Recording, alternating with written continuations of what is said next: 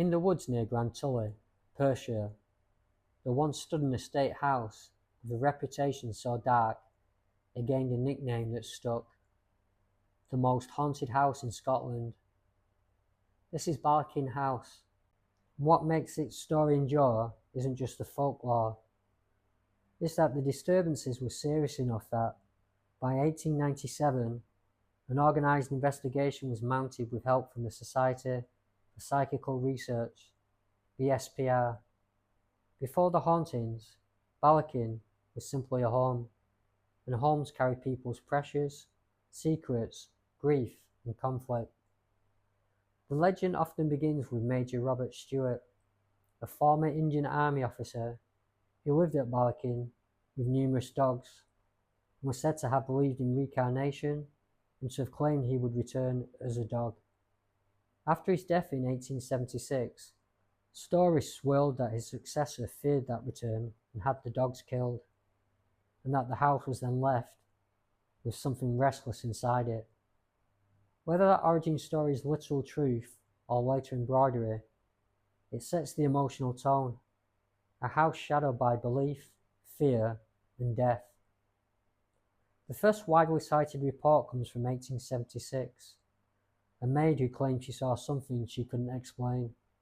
But the most detailed run of accounts comes later, in the 1890s, when tenants were living with repeated disturbances, unexplained knocks, footsteps, movements, and sightings that witnesses wrote down night after night.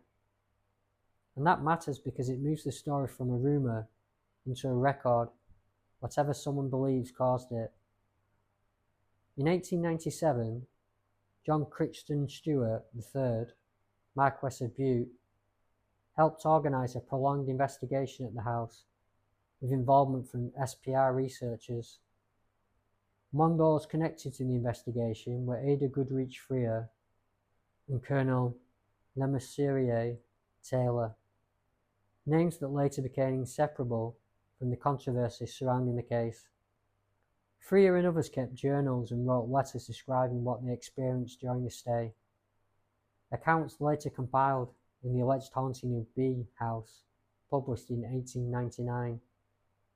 That book is part haunting narrative, part investigation diary, and part snapshot of a time when respected people were trying to decide what counted as evidence of the unseen.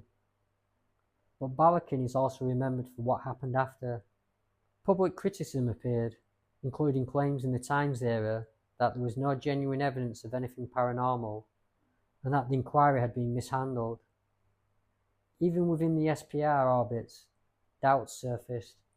The case became tangled with accusations about methods, credibility, and whether investigators had been misled.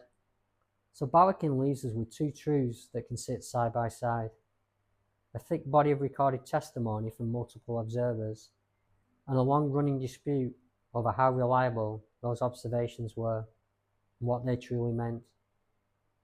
And there's a more modern shift worth noting.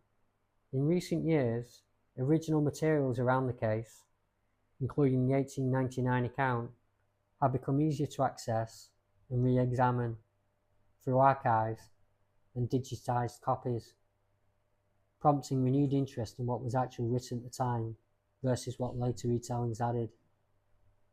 Ballechin House isn't only a ghost story. It's a story about people living in a place where the nights felt hostile, about investigators trying to document the intangible, and about how belief, fear, expectation, and environment can shape what witnesses swear they experienced. Whether Ballechin was haunted, misread, manipulated, or something in between, the house left behind a rare thing: a long paper trail of human beings trying to write down the moment the ordinary world stopped behaving normally. And that is why Ballechin still echoes.